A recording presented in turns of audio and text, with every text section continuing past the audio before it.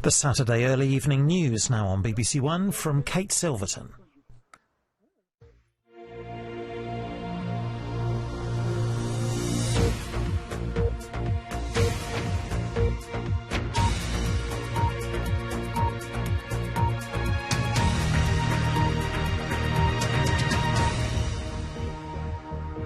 Hello, good afternoon. 27 high-rise buildings around the country have failed fire safety tests on their external cladding, according to the latest government figures. Thousands of buildings, including some schools and hospitals, are now being checked following the Grenfell Tower disaster. Camden Council in North London has defended its decision to evacuate 4 tower blocks at extremely short notice, moving hundreds of people into emergency accommodation. Our correspondent Richard Lister reports. Why was we all ordered to be evacuated at 8:30 at night? Tempers were running high today. The leader of Camden Council took the brunt of the frustration from people evacuated overnight. I'm being told they can't rehouse me because I've got a dog. A hotel place was found for this woman and her dog, but there are thousands of others, people and pets, facing weeks of uncertainty. More than 100 spent the night at this leisure centre. The cladding at 4 of these blocks is similar to that on Grenfell Tower, but it was issues with gas pipes and fire doors that made the fire service demand an evacuation. They said that there was nothing that we could do to guarantee resident safety that night. And in that situation, you know, given the circumstances we're in, I thought we had to act swiftly. Peter Bertram, who's 94, had to leave the flat he's had for almost 50 years. I felt sorry for people, though, that were a lot worse than me, especially with children too, isn't it? But we've just got to carry on. But there are at least 80 flats where residents are refusing to leave. I really cried last night. The council officials came to the door, banging on the door, get out, get out. But the chap round the hallway said, no, she's not going. She's getting on for 80, she can't go anywhere, she's got a cat. Work is underway to fix the faults, but it will take weeks to complete. The residents of this tower block feel themselves to be in limbo, unsure of just how dangerous this building is and how long they might be excluded from their homes. Now, in some cases, it's possible to take mitigating action, and the fire service are content that the blocks are safe. In others, it's been necessary for people to move out on a temporary basis, and that's what happened in Camden last night. Most living in these blocks have been back to get enough for an extended stay somewhere else, even as other residents argue there's no need to leave. Richard Lister, BBC News. Well, local authorities across the UK are working urgently to identify other buildings at risk. Fire safety officers are carrying out their inspections with suspect cladding sent for independent testing. The government's promised to meet the costs, but some councils are warning they need more help, as Duncan Kennedy now reports. No amount of days that pass can ease the hurt of loss felt by those left bereft by the Grenfell fire.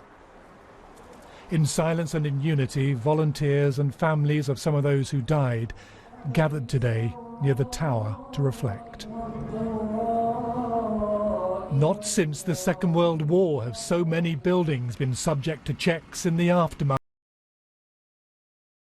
of a single fire.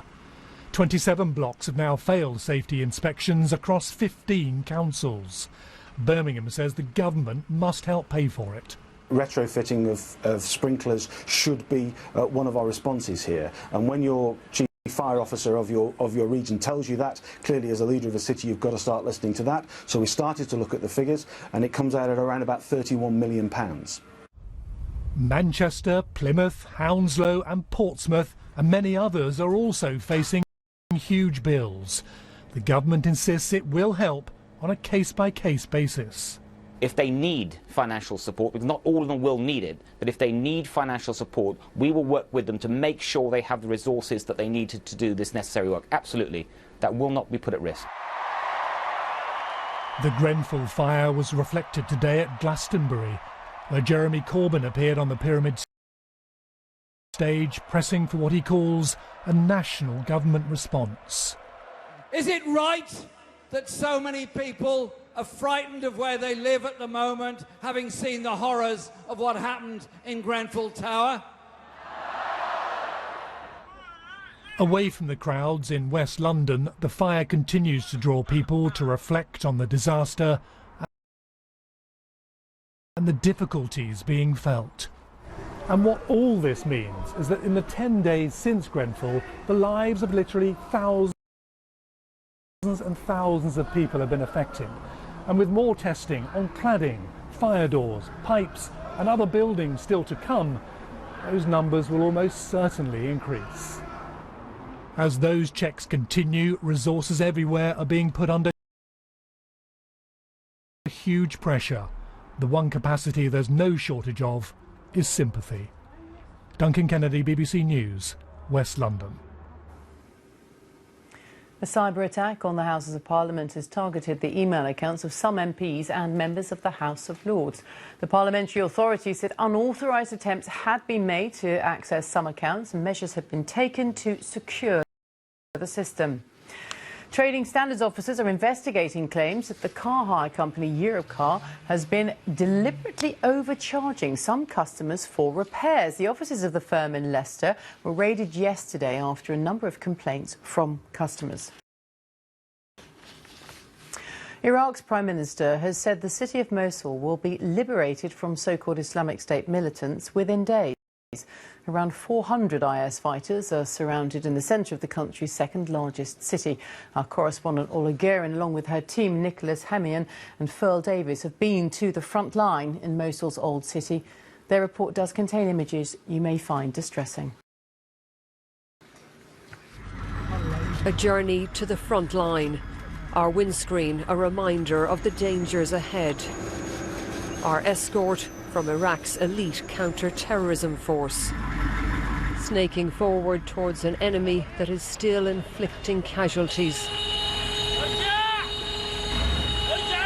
Like this wounded soldier being rushed away as we arrived.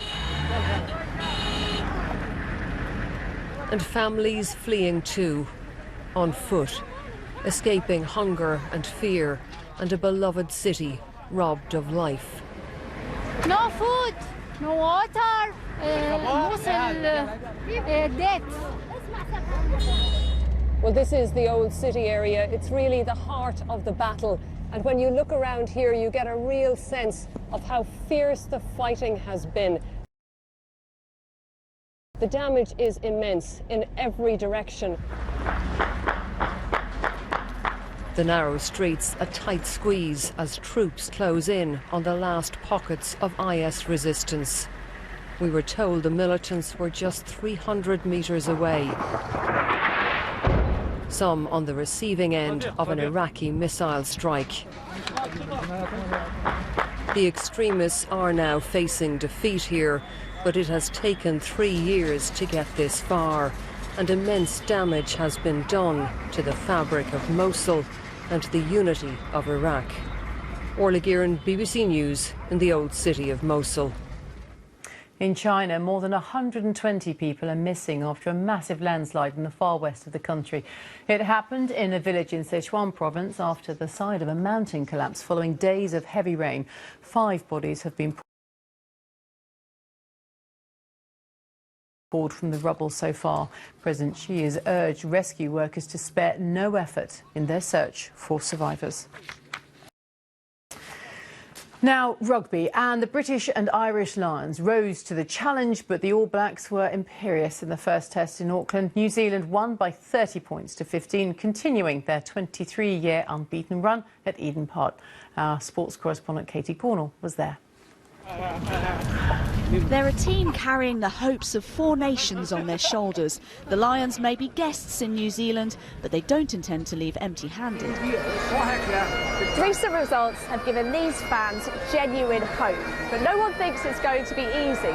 Many here will remember the 2005 series in New Zealand, a whitewash the Lions would rather forget.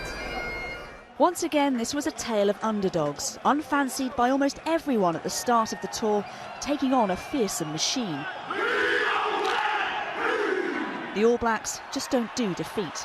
The Lions made a ferocious start, but they face danger from every angle. A forward on the wing? Well, this is New Zealand, and this is total rugby. Time for the Lions to regroup. They stood firm and then wriggled from the All Blacks' grasp. Liam Williams, too fast, too good. One of the great Lions test tries, finished by Sean O'Brien, but created by many. 13-8 at half-time, but the All Blacks with Rieko Ioane ran through the tourist defence as few sides can. The Lions forced to admire New Zealand's best at their best. Mistakes were creeping in and Ioane was lurking. The 20-year-old wasn't even born the last time the All Blacks lost at Eden Park. At this rate, that may never change. The All Blacks haven't played sort of champagne rugby and throwing the ball all over the place. In fairness to them, they were very direct up front, and so we need to make sure that we're better in those areas in terms of combating them for next week. They are down but not out, although right now Rugby Union's north-south divide seems wider than ever. Katie Gall, BBC News, Auckland. That's it. I'll be back with the late news at 10:20 now on BBC One. Time for the news where